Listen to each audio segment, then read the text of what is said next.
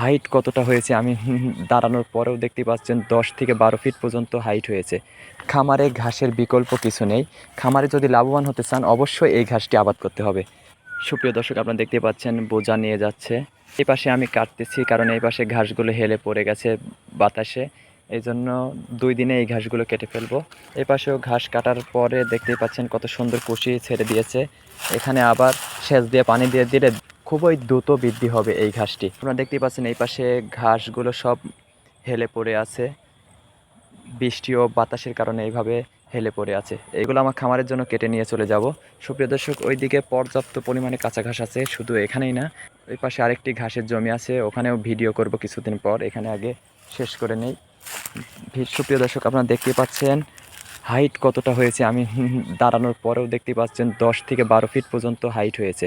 খামারে ঘাসের বিকল্প কিছু নেই। খামারে যদি লাভবান হতে চান অবশ্যই এই ঘাসটি আবাদ করতে হবে। সুপ্রিয় দর্শক, আপনারা দেখতেই পাচ্ছেন একটি ছোপে অনেক ঘাস, সবুজ ঘাস।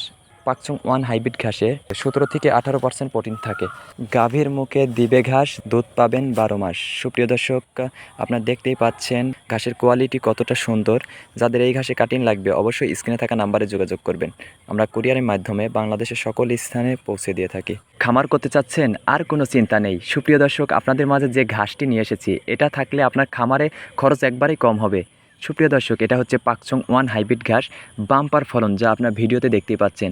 সুপ্রিয় দর্শক, আর দেরি না করে এখনই স্ক্রিনে থাকা নাম্বারে যোগাযোগ করে আমাদের এই ঘাসের কাটিংটি আপনার অর্ডার দিতে পারেন। আমরা কুরিয়ারের মাধ্যমে বাংলাদেশের সকল স্থানে পৌঁছে দিয়ে থাকি। সবাই ভালো থাকবেন। আল্লাহ হাফেজ।